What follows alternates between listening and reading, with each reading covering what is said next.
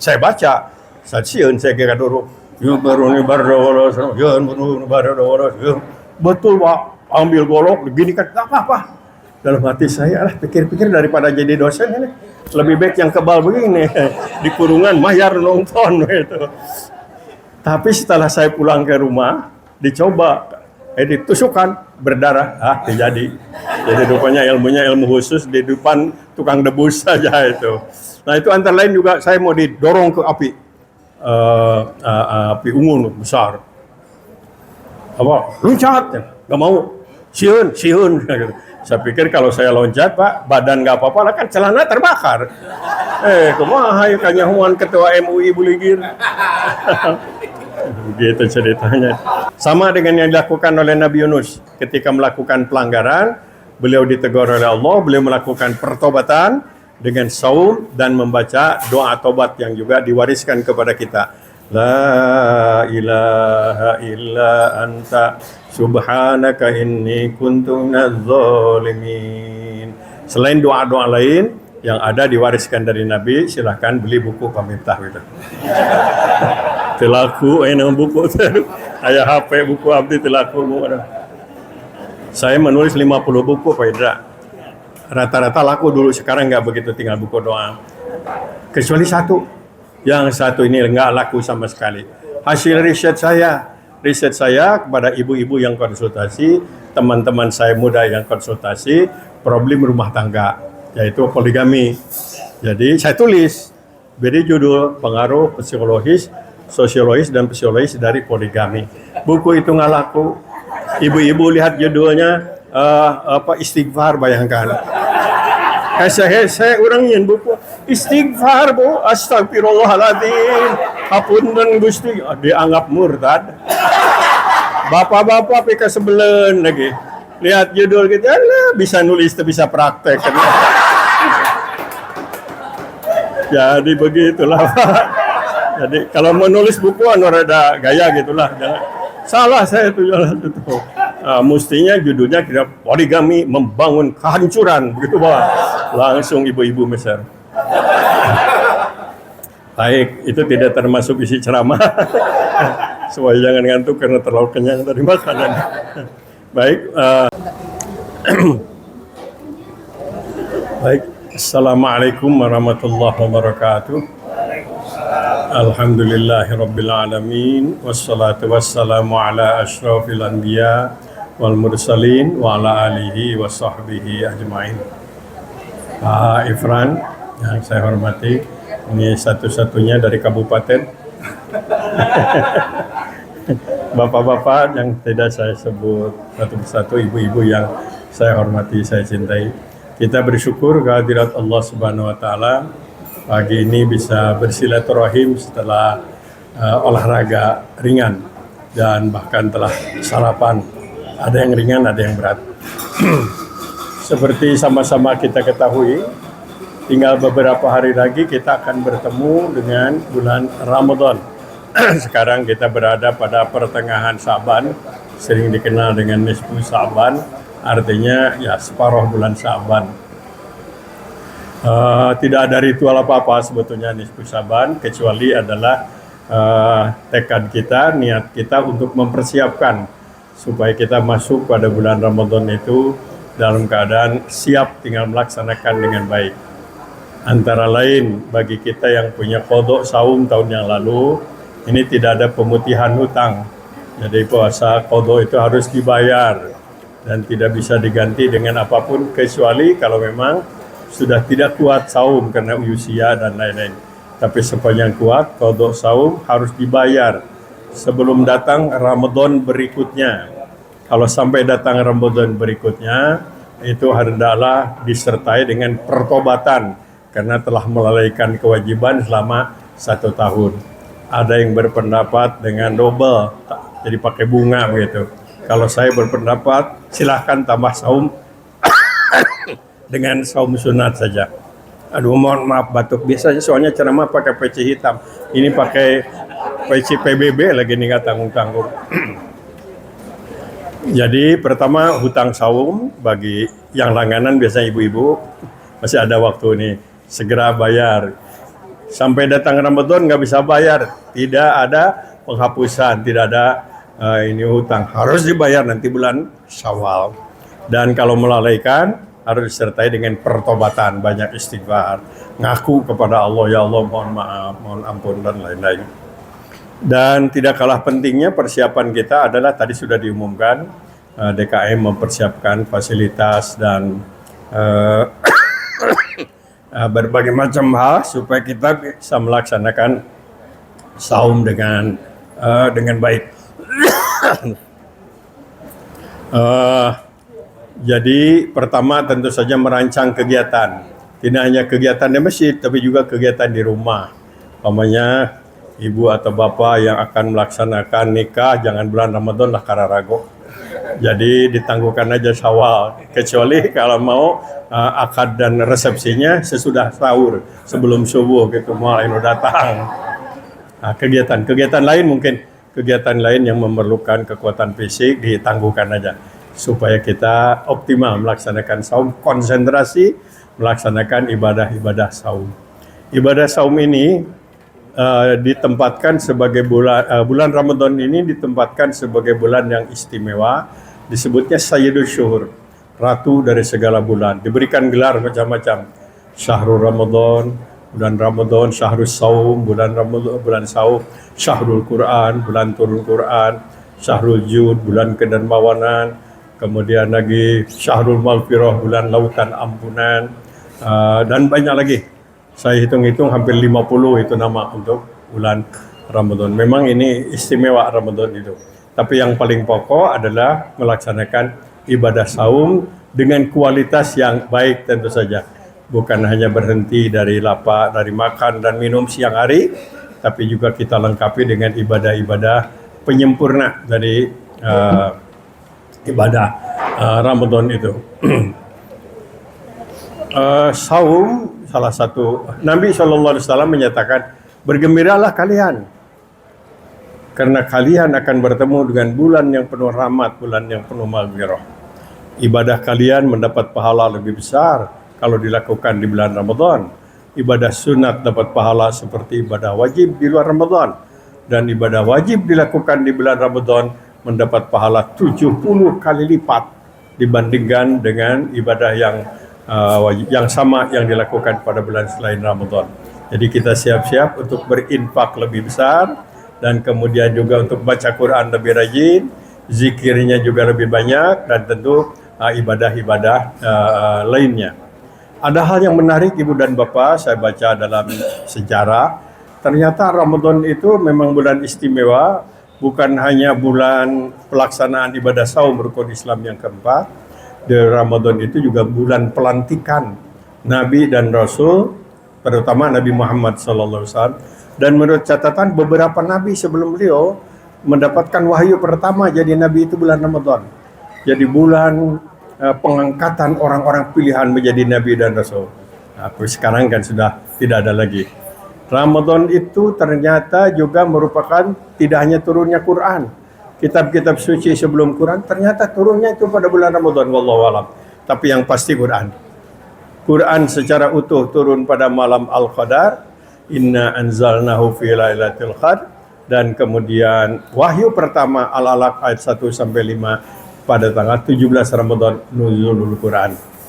Jadi ini keistimewaan Ramadan. Maka kata Nabi, menyesal kalau kamu tidak bisa memanfaatkan bulan Ramadan itu. Saya baca dalam sejarah, ternyata Ramadan itu bulan prestasi. Di luar hitungan nalar. Yang saya ingat, yang saya baca. Perang Badar itu perang tidak seimbang. Infanteri, kavaleri berlipat-lipat jumlah kekuatan musuh. Karena Nabi kan baru 2 tahun datang ke Madinah. Perang terjadi, tapi perang itu dimenangkan oleh umat Islam 17 Ramadan. Bulan Ramadan, sebuah kemenangan yang di luar nalar itu. Kemudian pada waktu tahun berikutnya terjadi perang Uhud. Waktu itu umat Islam mendapatkan informasi yang salah bahwa Nabi meninggal dunia, sehingga terjadi semacam kekhawatiran, ketidakkonsentrasian, Dan pada waktu itu Khalid bin Walid yang masih mimpin tentara musyrikin menaburkan kekayaan di bawah di bawah Jabal Uhud, dan mereka umat Islam dengan Rasul di atas. Mereka turun, akhirnya Rasul ditinggalkan, Sayyidina Hamzah ditinggalkan. Waktu itulah musibah Sayyidina Hamzah ditombak dari belakang sampai katanya ujung tombaknya keluar dari dada. Dan itulah yang sakit yang sering dirasakan oleh Rasulullah, seorang paman pembela utama Nabi di awal perjuangan, mendapatkan perlakuan sadis dari kaum musyrikin pada waktu itu. Tapi konsolidasi Uhud dipilihnya Ramadan dan berikutnya. Terjadi perang Khandaq 5 Hijriah. Perang Khandaq perang sangat tidak seimbang, tapi juga dimenangkan oleh umat Islam dengan strategi membuat lubang besar itu, membuat parit besar. Diketawakan oleh banyak orang, ini modal apa, tapi Rasul mendapatkannya tentu perintah dari Allah Subhanahu wa Ta'ala. Menang itu umat Islam. Ternyata proklamasi kota Makkah juga sekitar Ramadan itu. Dan setelah itu ada beberapa peristiwa peristiwa yang monumental sekali dalam kemajuan Islam. Pamannya saja orang Taif tahun 10 tahun berapa saya lupa tahunnya, tapi orang Taif 1000 orang menyatakan diri masuk Islam bulan Ramadan. Sebelumnya orang Taif itu terkenal pernah melempari Nabi dengan batu, dan pada waktu itu ini sebuah teladan yang luar biasa. Ketika kepala dilempari, ketika darah mengalir, ketika malaikat menyodorkan tawaran untuk membalikkan negeri mereka, Rasul justru berdoa yang terkenal, Allahumma hdi qaumi innahum qaumun la ya'lamun. Tuhan, jangan kau turunkan azab dan siksa kepada orang-orang yang melempari aku. Mereka bukan penjahat, mereka orang yang belum tahu bahwa aku Rasulmu. Sayangi mereka, berilah mereka hidayah supaya mereka menjadi sahabat-sahabatku. Doa orang yang didolim itu dikabulkan, apalagi yang didolimnya Rasulullah. 1000 orang menyatakan diri masuk Islam. 1000 orang untuk orang Taif pada waktu itu, ini bisa satu desa barangkali ya. Sekarang aja di Taif kan umatnya masih belum banyak waktu itu. Nah itu masuk bulan Ramadan ternyata. Di luar perhitungan atau sekurang di luar nalar, ternyata kok kebetulan proklamasi dinasti Abbasiyah yang berhasil memimpin umat Islam 500 tahun oleh Abdullah bin Abbas itu bulan Ramadan ternyata proklamasinya. Panglima Utbah bin Nafi menaklukkan benua Afrika itu pada bulan Ramadan ketika tentaranya sedang saum. Kemudian Tariq bin Ziyad terkenal itu menyeberang dari Afrika Utara ke Spanyol. Untuk pertama kali umat Islam menginjakkan kaki di daratan Eropa itu adalah pada bulan Ramadan. Terkenal pidato Tariq bin Ziyad setelah perahu-perahu yang dipakai dibakar semua. Tariq bin Ziyad menyatakan, silahkan kalian pulang kembali ke tanah air kalian dengan resiko dimakan oleh gelombang, masuk neraka, atau bersama saya menebus surga. Jalan mengalahkan tentara Prancis waktu bulan Ramadan. Jadi kalau kita dengan puasa itu mengeluh, batur mah perang ngomong. Jadi ini contoh. Kemudian Salahuddin Al-Ayyubi ternyata ada saat-saat memperoleh kemenangan dalam perang salib itu justru pada bulan Ramadan. Dan tidak boleh lupa tentu saja 17 Agustus 1945 Bung Karno dan Bung Hatta memproklamirkan negeri tercinta ini pada bulan Ramadan ya. Masih banyak lagi tentu itu yang saya ingat, yang saya baca tentang keistimewaan bulan Ramadan. Tapi yang paling penting di atas segala-galanya adalah pada bulan Ramadan kita harus melaksanakan ibadah saum, itu yang pokok. Jangan sampai semuanya dilaksanakan tapi terpuasa begitu. Saum. Perintah khusus saum itu terdapat pada Al-Baqarah 183. Kalau Al-Baqarah berarti Madaniyah, turun di Madinah. A'udzubillahi minasyaitonirrajim. Ya ayyuhalladzina amanu kutiba 'alaikumusiyam kama kutiba 'alal ladzina min qablikum la'allakum tattaqun. Hei orang yang beriman, kalau kita bertemu dalam Quran, hei orang beriman, bisa disimpulkan itu Madaniyah lah. Kalau di Mekah biasanya ya ayuhan nas atau tanpa panggilan itu. Itu turun di Madinah.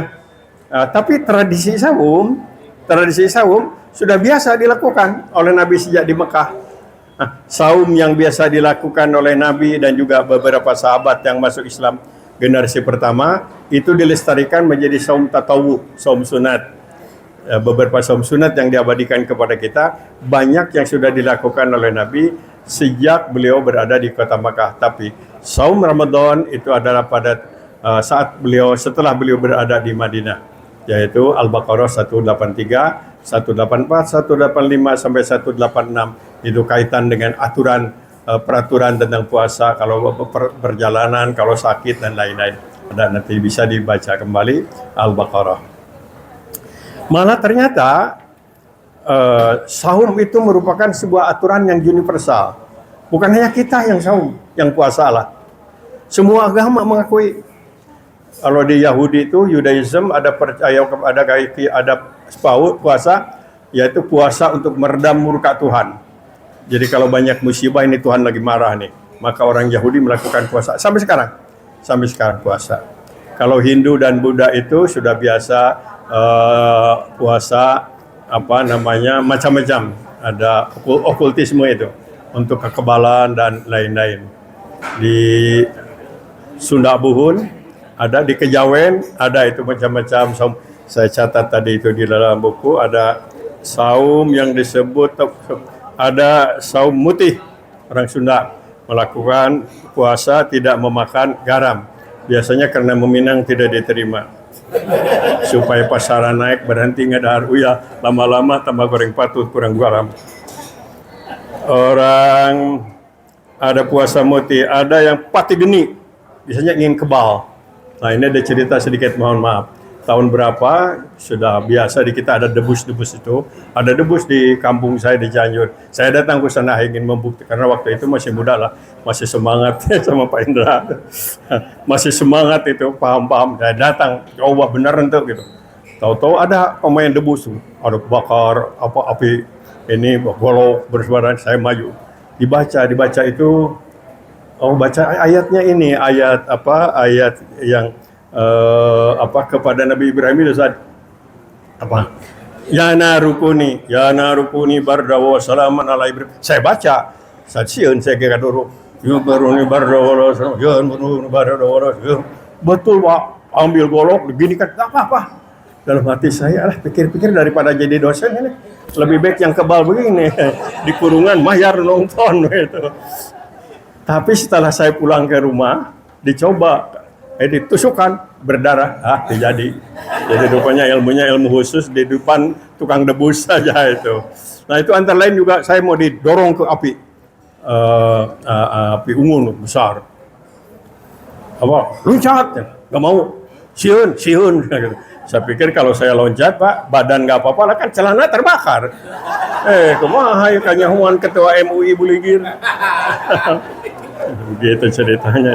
Jadi ada tradisi itu yang puasa mutih, pati geni, ada puasa nyeplong, ya nyep dingin long, jadi dingin berpanjang-panjang begitu. Ada okultisme, ada ini pernah saya alami juga, matang puluh, sampai sekarang ada tuh. Saya kira Pak Gubernur biasa tuh matang puluh. Jadi ada 40 hari 40 malam tidak makan ikan. Saya masuk pesantren tahun 57 atau 58, kata senior saya, hayang pintar, iyalah, matang puluh. Jadi 40 hari 40 malam saya makan hanya dengan kangkung, ata dan uyah, karena ingin pintar. Jadi yang dikirim oleh ayah saya dimakan oleh para senior.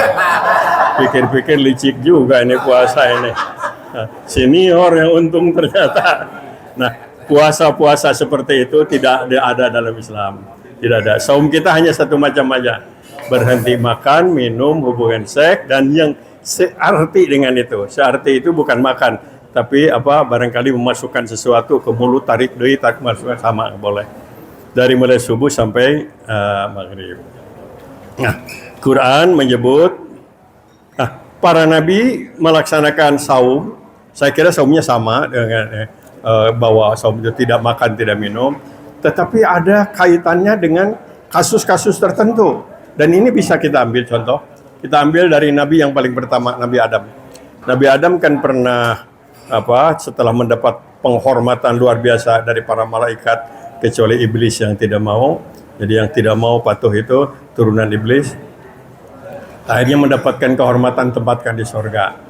Tapi beliau diberikan aturan, silahkan lakukan apa saja, tapi nggak boleh mendekati pohon ini. Menurut tafsir buah kuldi itu ya. Tapi Nabi Adam dibisikkan oleh iblis. Jadi iblis itu punya pengalaman yang luar biasa. Kalau kita kalah itu memang pantas pengalaman sudah sekian ribu tahun. Jadi pengalaman nggak ganggu, nggak goda begitu ya. Punya track record yang luar biasa. Nah Nabi Adam juga tergoda. Akhirnya beliau melakukan pertobatan. Menurut sejarah beliau terlempar atau diusir sampai ke daerah sekarang ini masuk daerah India lah mungkin. Maksudnya bukan ke Bandung begitu. Apalagi ke restoran. Nah Nabi Adam melakukan saum katanya. Sambil mengawal menyempurnakannya dengan doa.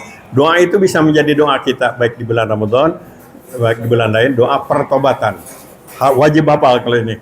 Rabbana zalamna anfusana wa illam taghfir lana wa tarhamna lanakunanna minal khasirin. Jadi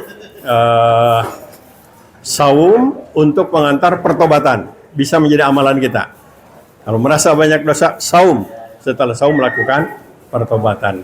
Sama dengan yang dilakukan oleh Nabi Yunus. Ketika melakukan pelanggaran, beliau ditegur oleh Allah, beliau melakukan pertobatan dengan saum dan membaca doa tobat yang juga diwariskan kepada kita. La ilaha illa anta subhanaka inni kuntu minadz zalimin. Selain doa-doa lain yang ada diwariskan dari Nabi, silahkan beli buku Pamiftah gitu. Telaku, nama buku itu. Ayah HP buku abdi telaku. Saya menulis 50 buku Pak Indra. Rata-rata laku dulu, sekarang nggak begitu, tinggal buku doa. Kecuali satu. Yang satu ini nggak laku sama sekali. Hasil riset saya kepada ibu-ibu yang konsultasi, teman-teman saya muda yang konsultasi, problem rumah tangga. Yaitu poligami. Jadi saya tulis, beri judul pengaruh psikologis, sosiologis dan psikologis dari poligami. Buku itu nggak laku. Ibu-ibu lihat judulnya istighfar, bayangkan.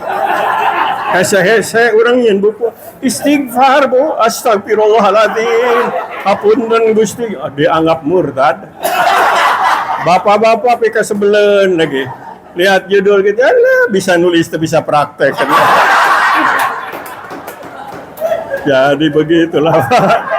Jadi kalau menulis buku ada gaya gitulah. Salah saya itu. Mestinya judulnya kira poligami membangun kehancuran begitu Pak. Langsung ibu-ibu Mesir. Baik, itu tidak termasuk isi ceramah. Supaya jangan ngantuk karena terlalu kenyang tadi makanan. Baik, nah itu Nabi Yunus sama contoh pertobatan Nabi ya. Nabi Nuh ini adalah mewakili seorang pejuang yang banyak tantangan. Saya siang malam Tuhan, saya ngajak mereka, tapi saya diperolok-olokan, saya dihina, kadang-kadang saya dilempari. Maka Allah memerintahkan kepada Nabi Nuh saum. Setelah saum, beliau lakukan saum. Allah memerintahkan bikin perahu, mungkin nggak logis, bikin perahu di daratan ke geus-anggeusah nu mangkuna ya. Dan itu diperolok-olokkan, ngapain bikin perahu di sini? Siapa yang bawanya? Tapi karena perintah Allah bikin, ternyata betul aja. Perahu selesai datang banjir. Mudah-mudahan kita jangan banjir, karena kita nggak siap perahu kan. Ya, itu cerita saum beliau. Contoh lain, Nabi Ibrahim adalah dihukum, diputuskan oleh Namrud, penguasa zalim, yaitu harus dibunuh, dibakar hidup-hidup, bikin api unggun besar. Kemudian Nabi Ibrahim nggak bisa, waktu itu belum ada advokat Pak, tidak bisa minta bantuan. Beliau saum memohon petunjuk kepada Allah. Setelah itu kemudian Allah menurunkan wahyu, ada dalam Al-Quran tadi yang saya baca itu. Ya narukuni barda wa salaman ala Ibrahim. Hei api, dingin kamu kepada Ibrahim. Itu melalui proses takorub, saum dan lain-lain, sehingga turun jawaban dari Allah. Dan betul kan, Nabi Ibrahim dibakar tidak. Nah, jangan dicoba-coba. Baca ayat itu berkali-kali, urang matutung lah.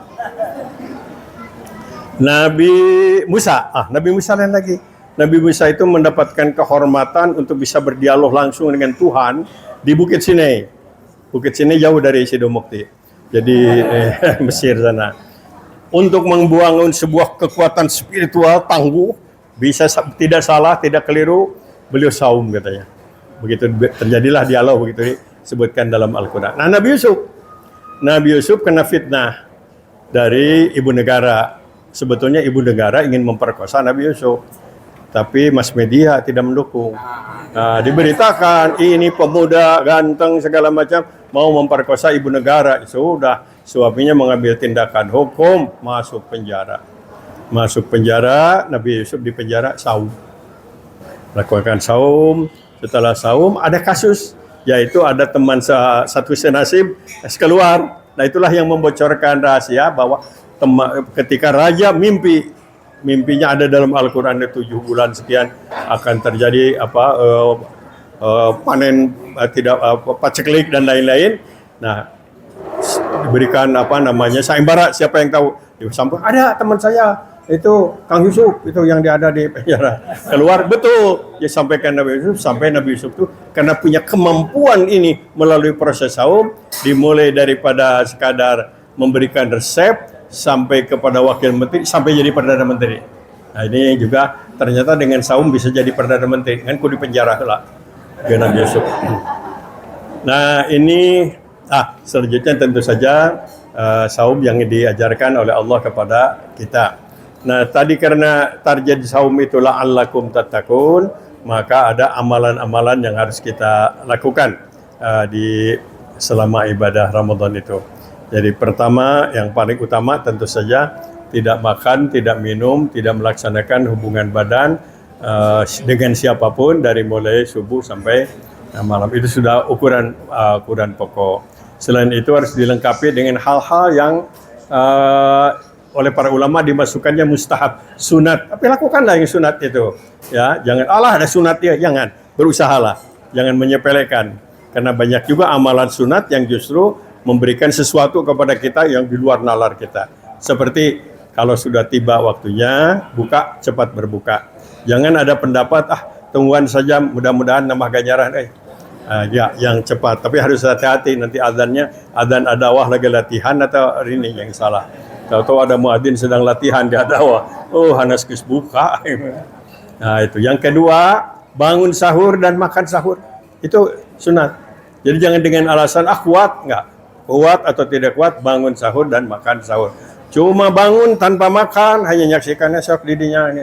Nyara tuh kayaknya. Tidak harus makan. Hanya makan tanpa bangun, tentu ngimpi ini namanya.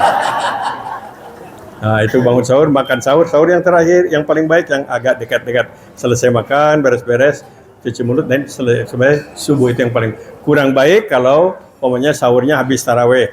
Jam salapan, sahur malah. Itu namanya dijamak, bukan. Nah, salat malam.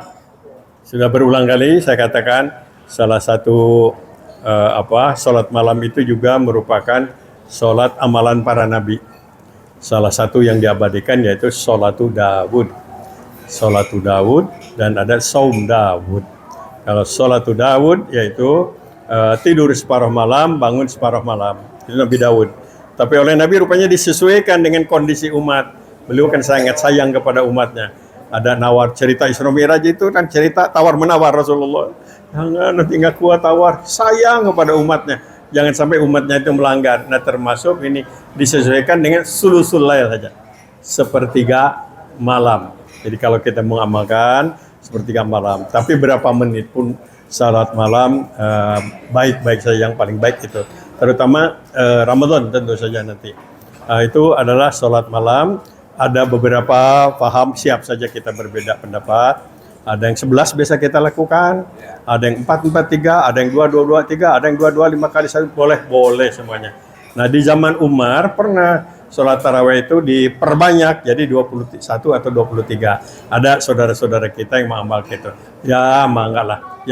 Yang harus diberitahu itu, yang harus diluruskan itu yang tidak sholat lah. Yang tidak sholat. Sebab ada juga di Jawa Timur itu kan filmnya 23 tapi cepatnya luar biasa. Itu tentu saja kurang baik. Sendiri atau berjamaah, khusus untuk salat malam bulan Ramadan, jamaah di masjid adalah lebih baik. Contohnya Masjidil Haram aja lah.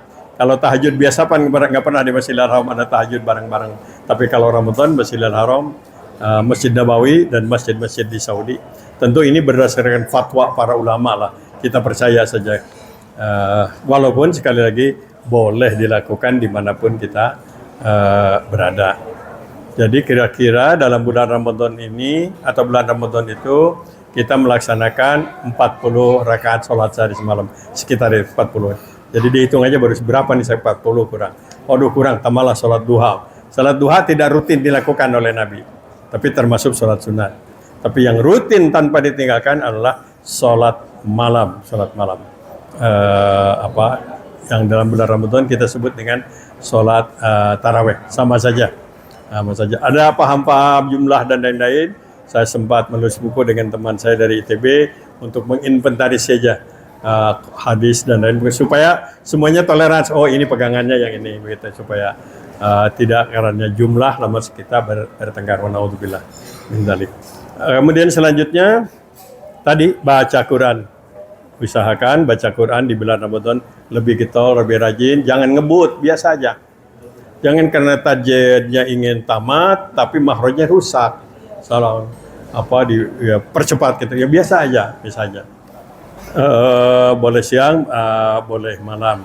Kegiatan-kegiatan ini lain sama yang secara rutin, tapi kalau dilaksanakan di bulan Ramadan pahalanya lebih besar. Umpamanya saja sehari semalam kita menyebut nama Allah itu tidak kurang dari 500 kali. Ya, subhanallah 33, alhamdulillah 33, Allahu akbar 33. Tambah 1 la ilaha illallah wahdahu la syarikalah dan seterusnya. Nah, tapi lengkap ya, jangan disebut 33-nya maksud saya. Subhanallah 33, alhamdulillah 33, Allahu akbar 33. Anggeus bae. Aku nenda Gusti Allah gue mau uningan. Nya mau uningan ente ngedeuel. Kalau ingin ditambah lagi yang maksur apa? Subhanallah walhamdulillah wala ilaha illallah wallahu akbar, atau subhanallah wa bihamdihi subhanallahil azim astaghfirullah. Maksur, hadisnya sahih, tidak akan ada perbedaan pendapat. Jumlah adalah tergantung kita, mungkin tergantung amalan di sebuah majelis atau tergantung patuh kepada seorang guru. Ini saya pernah cerita atau tidak. Ketika saya mengambil S3 Pak Indra di UIN itu, salah seorang guru besar saya adalah terkenal Mu'tazilahnya Indonesia, yaitu Pak Harun Nasution. Pak Harun Nasution itu adalah orang yang sangat ingin lulusan-lulusan UIN itu pinter-pinter. Dia ambil kebijakan yang sekolah ke Timur Tengah mau dibiayaan, kirim ke Mekil. Itu lahir beberapa menteri agama kan, pemikir-pemikir rektor, kirim ke Mekil terus. Jadi beliau kalau saya diskusi tentang ini keluar hadis, beliau mengatakan, nggak usah pakai hadis, aku juga ngerti. Pakai ayat, nggak usah pakai ayat, ini bukan di sini. Nalar, berkali. Beliau tulis buku Rasionalisme Islam, bangga sebagai Mu'tazil dan seterusnya. Niatnya baik sekali. Kita nggak bakal majuin negeri ini. Terlalu banyak zikir, kurang mikir, begitulah. Diulang-ulang untuk murid. Tapi saya harus husnudzon, bukan sesat. Tapi beliau melihat ini kelemahan siswa-siswanya nih, dengan alasan zikir tapi kurang mikir, begitu kira-kira. Diterima dengan baik. Apa yang ingin saya sampaikan, beliau yang sangat kurang nyaman, kurang simpati lah kepada gerakan zikir itu, dengan mikir pada akhir kehidupan beliau justru bergabung tidak di Muhammadiyah, tidak di Persis, tidak di NU, tapi di Abah Anom. Gerakan spiritualisme yaitu di Ciawi ya. Kegiatannya nggak ada logika, nggak ada mantik, nggak ada apa. Sejarah pun nggak ada. Yang ada adalah zikir, sampai diatur sedemikian rupa gerakan zikir. Ya. Kita boleh setuju, boleh tidak setuju, tapi ini fakta. Saya kesempatan dakwah ke Kanada, dari Amerika ke Kanada, tiba-tiba ada orang Sunda, Pak, saya ingin makan sama ada putih. Wah, boleh. Datang ke sana, saya kaget. Ternyata jauh di Kanada sana, Pak Indra, ada gambar Abah Anom di sana, ditempel di sana, dan dia sebelum sholat, sebelum ini juga cium dulu. Aduh, luar biasa pengaruhnya. Pengaruh salah dan benar biarlah Allah itu. Tapi yang saya ingin sampaikan, manusia ternyata tidak cukup hanya dengan nalar dan logika. Ada sesuatu yang kita perlukan untuk hidup ini, yaitu kedamaian, kepasrahan kepada Zat yang Maha Kuasa. Inilah yang kemudian juga melahirkan gerakan-gerakan tarekat. Memang ada yang lurus, ada yang dipengaruhi oleh yang lain, tapi fakta itu ada dan memang menjadi keperluan hidup kita. Oleh karena itu kehadiran dakwah ini salah satu resep spiritual insya Allah untuk mengatasi berbagai macam problem kehidupan kita. Ya, mengurangi insya Allah lah, mengurangi sedikit kebimbangan, mungkin kejengkelan, ketidakpuasan, keruwetan. Apalagi sekarang zamannya kan, zaman sih dicarekan, zaman sih diomongkan, jangan udahlah biar aja itu hidup. Tapi kita sujud saja di ad-dawah pada hari dan waktu-waktu tertentu, serahkan kepada Allah Subhanahu wa taala. Kalau ingin kurang dari zikir-zikir itu silakan diambil dari Quran potongan-potongan itu.